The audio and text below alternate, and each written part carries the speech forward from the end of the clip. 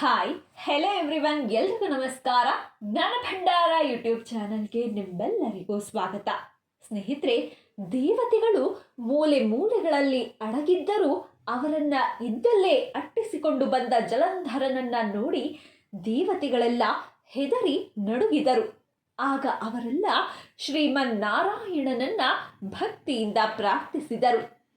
ಹೇ ದೇವ, ಮತ್ಸ್ಯ ಕೂರ್ಮ ವರಹಾದಿ ನಾನಾ ರೂಪಧಾರಿಯೇ, ಸದಾ ಭಕ್ತ ಪರಿಪಾಲಕನೇ, ಬ್ರಹ್ಮ ಮೊದಲಾದ ದೇವತೆಗಳ ಸೃಷ್ಟಿಕರ್ತನೆ, ಲಯಕರ್ತನೆ, ಗದಾ ಶಂಖ ಪದ್ಮಾಯುಧಧಾರಿಯೇ, ನಿನಗೆ ನಮನ. ಹೇ ಲಕ್ಷ್ಮೀಪತಿ ಅಸುರ ವೈರಿಯೇ, ಗರುಡ ವಾಹನ ಪೀತಾಂಬರಧಾರಿಯೇ, ಯಜ್ಞೇಶ್ವರನ ಶರಣಾಗತ ರಕ್ಷಕನೇ, ನಿನಗೆ ನಮೋ ನಮಃ. ದೈತ್ಯರಿಂದ ಪೀಡಿತರಾದ ದೇವತೆಗಳ ರಕ್ಷಕನೇ, ನಿನಗೆ ನಮನ.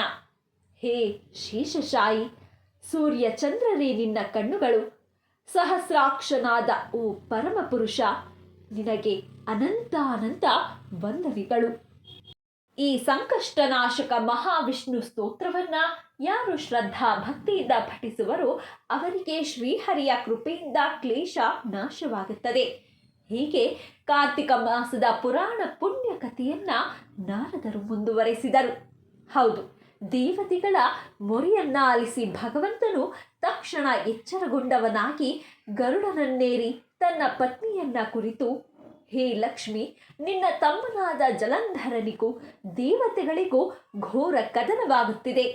ನಾನು ಅವರ ರಕ್ಷಣೆಗಾಗಿ ಇದೋ ಹೊರಟೆ ಎಂದು ಹೇಳಿದನು. ಮಹಾಲಕ್ಷ್ಮಿಯು, ಸ್ವಾಮಿ, ನಿನ್ನ ವಲ್ಲಭೆಯಾದ ನನ್ನ ತಮ್ಮನನ್ನ ಕೊಲ್ಲುವುದು ನ್ಯಾಯವೇ ಎಂದಳು. ಈ ಮಾತಿಗೆ ಶ್ರೀಹರಿಯು ನಸು ಜಲಂಧರನು ಬ್ರಹ್ಮನಿಂದ ಜನಿಸಿದ್ದಾನೆ, ಆದ್ದರಿಂದ ಅವನನ್ನ ನಾನು ಕೊಲ್ಲಲಾರೆ ಎಂದನು. ಹೀಗೆ ನುಡಿದ ಮಹಾವಿಷ್ಣು ಗರುಡನನ್ನೇರಿ ಸರ್ವಾಯುಧಧಾರಿಯಾಗಿ ಜಲಂಧರನ ಯುದ್ಧ ಭೂಮಿಯ ಕಡೆಗೆ ಹೊರಟನು.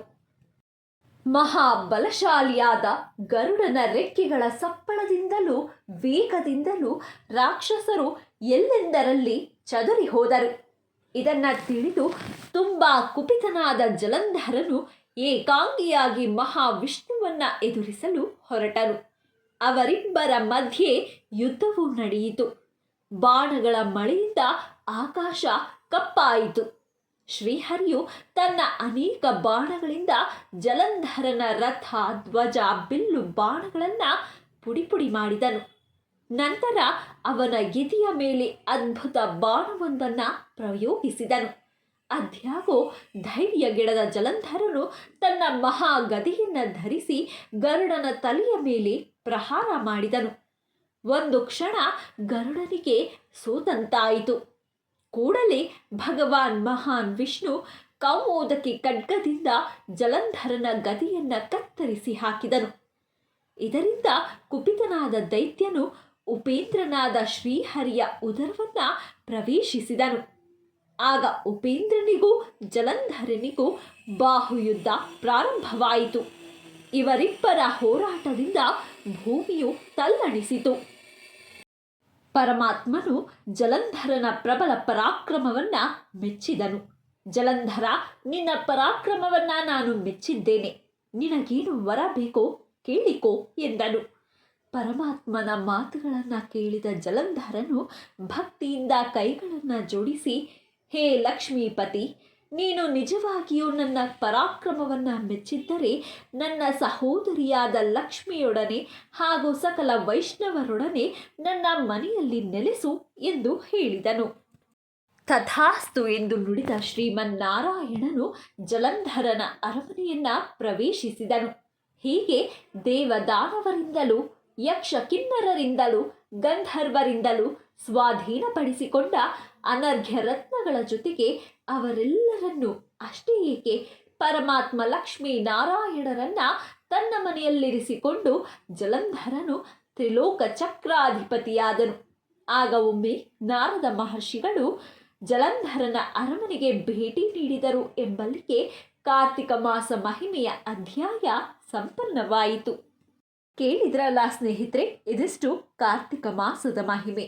ಇವತ್ತಿನ ಈ ಮಾಹಿತಿ ತಮ್ಮೆಲ್ಲರಿಗೂ ಇಷ್ಟವಾಗಿದ್ದಲ್ಲಿ ದಯವಿಟ್ಟು ಈ ವಿಡಿಯೋನ ಲೈಕ್ ಮಾಡಿ, ಶೇರ್ ಮಾಡಿ, ಹಾಗೆ ಮತ್ತಷ್ಟು ಇಂಟ್ರೆಸ್ಟಿಂಗ್ ವಿಡಿಯೋಸ್ಗಳಿಗಾಗಿ ನಮ್ಮ ಚಾನಲನ್ನು ಸಬ್ಸ್ಕ್ರೈಬ್ ಆಗಿ ಪಕ್ಕದಲ್ಲೇ ಕಾಣುವ ಬೆಲ್ ಐಕಾನ್ನ ಕ್ಲಿಕ್ ಮಾಡಿ ಅಂತ ಹೇಳ್ತಾ once again thank you guys, take care, bye. ಯದ್ಭ್ರೂ ವಿಭ್ರಮ ಮಾತ್ರಾತ್ತದಿದಂ ಆಕಾಮಲಾಸನ ಶಂಭೋ ವಿಪಾಧ್ಯಂ ಸೃಷ್ಟಿಸ್ಥಿತಿ ಲಯ ಮೃಚ್ಛತಿ ಸರ್ವಂ ಸ್ಥಿರಚರವಲ್ಲಭ ಸತ್ವಂ ಜಯಭೋ.